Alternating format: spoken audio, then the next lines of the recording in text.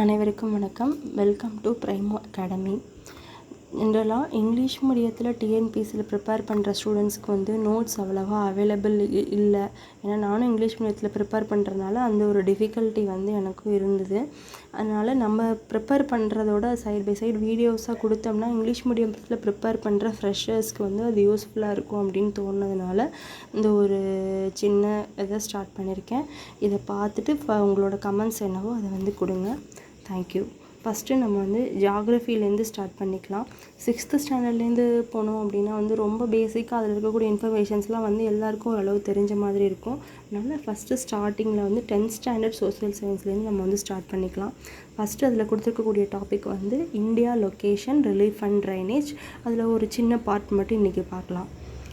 அதில் இருக்கக்கூடிய பாயிண்ட்ஸை வந்து நம்மளுக்கு எக்ஸாம் பாயிண்ட் ஆஃப் வியூவில் இருக்கிற பாயிண்ட்ஸை மட்டும் லைன் பை லைன் நான் சொல்கிறேன். அது அப்படியே நோட்ஸ் எடுக்கிறவங்களுக்கும் அப்படியே ஹெல்ப்ஃபுல்லாக இருக்கும். தேங்க்யூ. முதல்ல அதில் கொடுத்துருக்கிறது பார்த்தோம்னா India is the 7th largest country in the world லெவலில் வந்து சைஸில் 7th லார்ஜஸ்ட் கண்ட்ரியாக இருக்குது அப்படிங்கிற இன்ஃபர்மேஷன் கொடுத்துருக்காங்க. அதுக்கு அடுத்தது அதே ஏஷியாவில் கம்பேர் பண்ணுறப்ப அது வந்து பார்த்தோம் அப்படின்னா 2nd லார்ஜஸ்ட்டாக இருக்குது. சைஸ் வைஸ் வந்து 2 கொடுத்துருக்காங்க. ஒன்று வந்து வேர்ல்டு வைடில் வந்து 7th லார்ஜஸ்ட்டாகவும் ஏஷியாவில் வந்து 2nd லார்ஜஸ்ட் கண்ட்ரியாகவும் இருக்குது அப்படின்னு கொடுத்துருக்காங்க. இந்தியாவோட லொக்கேஷன் பார்த்தோம் அப்படின்னா ஏஷியாவில் எங்கே இருக்குது அப்படின்னா வந்து சவுத் ஆஃப் த ஏஷியா, அதாவது சவுத் ஏஷியன் பார்ட்டில் அது வந்து அமைஞ்சிருக்கு அப்படின்னு கொடுத்துருக்காங்க.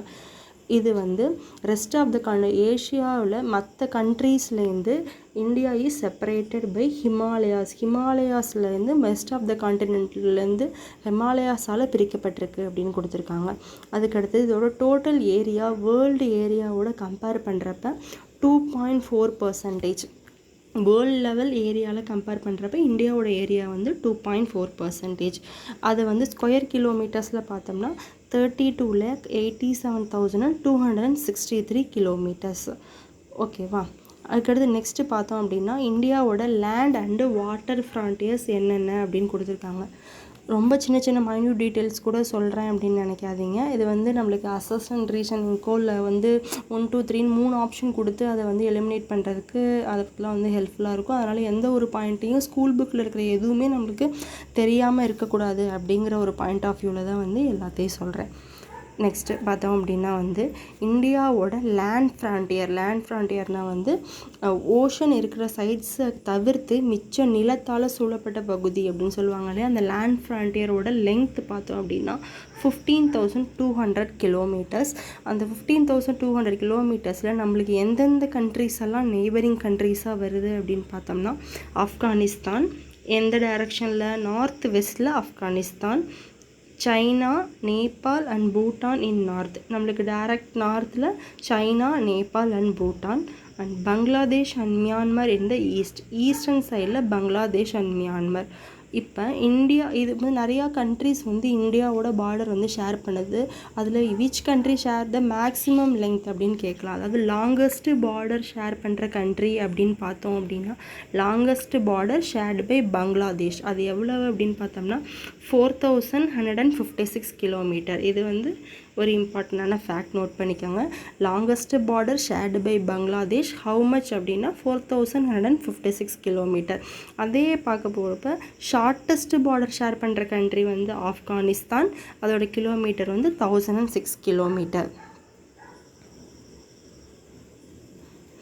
நெக்ஸ்ட்டு இப்போ லேண்ட் ஃப்ரான்டியர் பார்த்தோம், அதோட கிலோமீட்டர் பார்த்தோம் 15,200 கிலோமீட்டர் அப்படின்னு சொல்லிட்டு லேண்ட் சைடில் கவர் பண்ணதை பார்த்தோம். இது அப்படியே கோஸ்டல் லைனுக்கு எடுத்துகிட்டு போகிறோம். இப்போ கோஸ்டல் லைனில் நம்ம பார்த்தோம் அப்படின்னா அது வந்து 2 இதாக பிரியும். ஒன்று வந்து மெயின்லேண்ட் மட்டும், இன்னொன்று வந்து இன்க்ளூடிங் ஐலாண்ட் அப்படின்னு சொல்லி 2 டைப் ஆஃப் லெங்த் வந்து நம்மளுக்கு வரும்.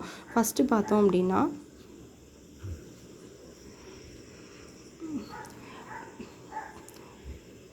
கோஸ்டல் லெங்த் பார்த்தோம் அப்படின்னா 6,100 கிலோமீட்டர். கோஸ்டல் லைன் ஆஃப் இந்தியாவோட கோஸ்டல் லெங்த் வந்து 6,100 கிலோமீட்டர். ஆஸ் யூஷுவல் நம்மளுக்கு தெரிஞ்ச மாதிரி 3 சைட்ஸ் வந்து ஓஷனால் கவர் ஆகிருக்கு. Indian ocean, bay of Bengal and Arabian sea. அடுத்தது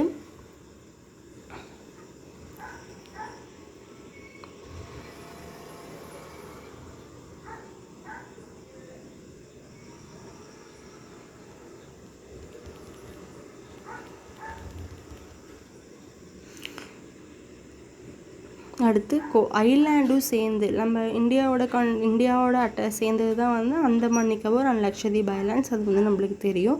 அந்த ஐலாண்டோட சேர்ந்து நம்மளுக்கு டோட்டல் லெங்த் எவ்வளோ அப்படின்னு பார்த்தோம்னா 7516.6 கிலோமீட்டர் அதாவது ஐலாண்ட் இல்லாமல் கோஸ்டல் லைன் ஆஃப் இந்தியா வந்து 6100 கிலோமீட்டர், ஐலாண்டோட சேர்த்து 7516.6 கிலோமீட்டர் அப்படிங்கிற இன்ஃபர்மேஷன் இங்கே வந்து கொடுத்துருக்காங்க.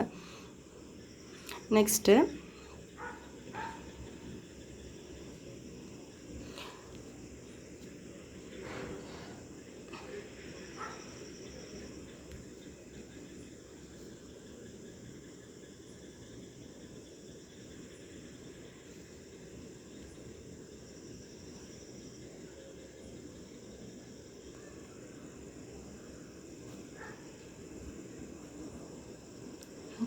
இந்தியா அண்ட் ஸ்ரீலங்கா அந்த 2 கண்ட்ரீஸும் separated by a narrow and a shallow sea called Palk strait. ரொம்ப குறுகலான ஆழம் கம்மியான ஒரு ஸ்ட்ரைட்டால் அது வந்து பிரிக்கப்பட்டிருக்கு. அது வந்து பாக் ஸ்ட்ரைட். அதுக்கடுத்து வந்து நம்ம இந்தியா அண்டு வேர்ல்டில் உள்ள அதர் கண்ட்ரீஸோட கம்பேரிசன் வந்து கொடுத்துருக்காங்க. இதில் ரொம்ப முக்கியமான பாயிண்ட்ஸ் எதுவும் இல்லை, ஜஸ்ட்டு நம்ம வந்து இதில் வந்து கோத்ரூ பண்ணிக்கலாம். இதில் என்ன கொடுத்துருக்காங்க அப்படின்னா வந்து Indian landmarks has central location. ஏஷியாவில் பார்க்குறப்ப வந்து ஈஸ்ட் அண்டு வெஸ்ட் ரெண்டுக்கும் சென்டராக வந்து அமைஞ்சிருக்கு. இந்தியா வந்து சவுத்வர்ட் எக்ஸ்டென்ஷன் ஆஃப் ஏஷியாவில் எந்த சைடு இருக்குன்னா டுவர்ட்ஸ் சவுத் தான், சவுத் ஏஷியா அப்படின்னு சொல்லி நம்ம அப்போவே படிச்சிருக்கோம். அப்புறம் இந்தியாவில் இருக்கக்கூடிய அந்த ஓஷன் ரூட்ஸ் எல்லாம் வந்து நிறைய யூரோப்பியன் கண்ட்ரீஸோட ட்ரேட் பண்ணுறதுக்கு ரொம்ப ஃபேவரான ஒரு லொக்கேஷனில் அமைஞ்சிருக்கு அப்படின்னு சொல்லி தான் இதில் வந்து கொடுத்துருக்காங்க. இதில் நத்திங் மோர் இம்பார்ட்டன்ட். அதுக்கடுத்து நம்ம பார்க்க போகிற முக்கியமான பாயிண்ட் பார்த்தோம்னா இந்தியா சப்கான்டினென்ட். இந்தியாவை வந்து ஒரு கான்டினென்ட், அதாவது சப்கான்டினென்ட் அப்படின்னு சொல்லி ஸ்பெஷலாக மென்ஷன் பண்ணி சொல்கிறாங்க. ஏன் வந்து இந்தியாவை சப்கான்டினென்ட் அப்படின்னு சொல்கிறாங்க அப்படின்னா இந்தியாவோட சேர்த்து அலாங் வித் அதர் கண்ட்ரீஸ் என்னென்ன countries, Myanmar, Bangladesh, Pakistan, Nepal, Bhutan and Sri Lanka, இந்த கண்ட்ரீஸ் எல்லாம் சேர்த்தது இந்தியா வித் தீஸ் கண்ட்ரீஸ் சேர்த்து ஒரு சப்கான்டினென்ட் அப்படின்னே சொல்கிறாங்க. ஏன் அப்படின்னு சொல்கிறாங்க அப்படின்னா இந்த கண்ட்ரீஸ் எல்லாமே வந்து ரெஸ்ட் ஆஃப் த ஏஷியாவிலேருந்து ஒரு செயின் ஆஃப் மவுண்டைன்ஸ்னால் பிரிக்கப்பட்டிருக்கு. இதோட லொக்கேஷன் பார்த்தோம்னா ரொம்ப ஸ்பெஷலைஸ்டு லொக்கேஷனாக இருக்குது. நார்த் வெஸ்ட்டில் வந்து மவுண்டைன்ஸால் பிரிக்கப்பட்டிருக்கு. நார்த் அண்டு நார்த் ஈஸ்டில் வந்து சீஸ் அது மாதிரி, அதாவது சீஸ் கிடையாது, நார்த் வெஸ்ட்டு நார்த்து ஈஸ்ட் நார்த்துலாம் வந்து மவுண்டன்ஸால் பிரிக்கப்பட்டிருக்கு. சதர்ன் சைடில் வந்து சீயால் பிரிக்கப்பட்டிருக்கு. ஒரு ப்ரைமான ஒரு லொக்கேஷனில் அமைஞ்சிருக்கு.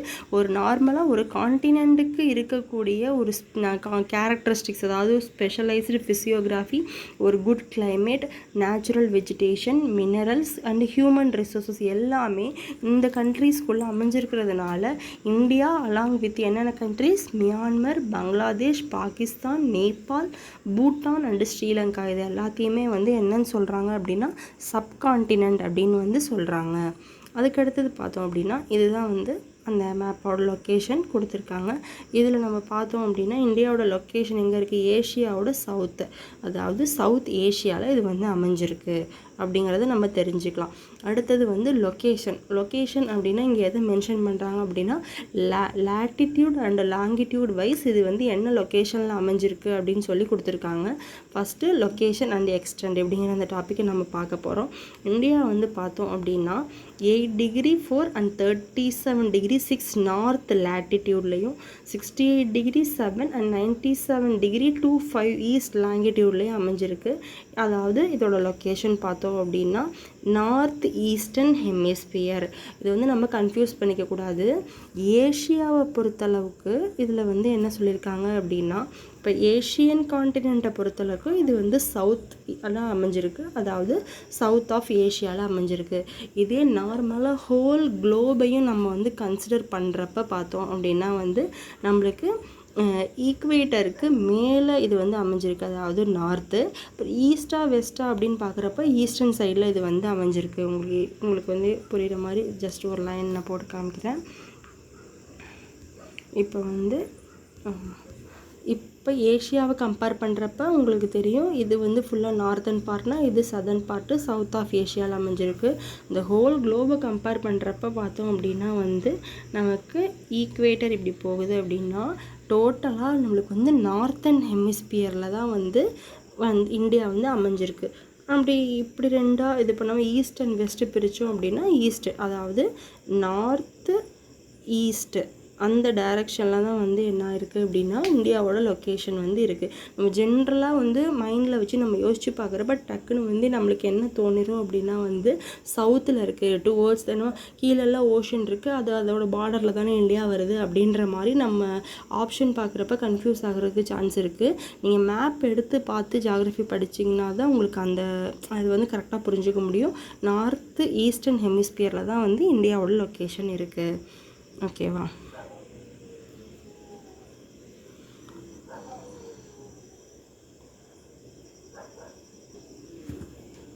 ஓகே, இதோட இந்த வீடியோவை நான் வந்து வைண்ட் அப் பண்ணிக்கிறேன். இது பார்த்துட்டு எப்படி இருந்துச்சுன்ற உங்களோட ஃபீட்பேக் கொடுங்க. இதே மாதிரியே கண்டினியூ பண்ணலாமா, இல்லைனா வந்து நான் நோட்ஸாகவும் சமச்சீர் புக்ஸோடு சேர்த்து மற்ற என்னென்ன நம்மளுக்கு டிஎன்பிசிக்கு தேவையான அதர் புக்ஸையும் கம்பைன் பண்ணி நோட்ஸ் எடுத்துகிட்ருக்கேன். அந்த நோட்ஸை வந்து வியூ பண்ணி உங்களுக்கு எடுத்தால் கரெக்டாக இருக்குமா, இல்லை இப்படி ஃபுல்லாக புக்ஸ் ஃபுல்லாத்தையும் முடிச்சுட்டு அகெயின் ரிவிஷன் மாதிரி அந்த நோட்ஸில் நம்ம பார்த்துக்கலாமா அப்படிங்கிறத வந்து கமெண்ட்டில் சொல்லுங்கள். உங்களுக்கு பிடிச்சிருந்தா லைக் அண்ட் சப்ஸ்கிரைப் பண்ணுங்கள், ஷேர் பண்ணுங்கள். தேங்க்யூ.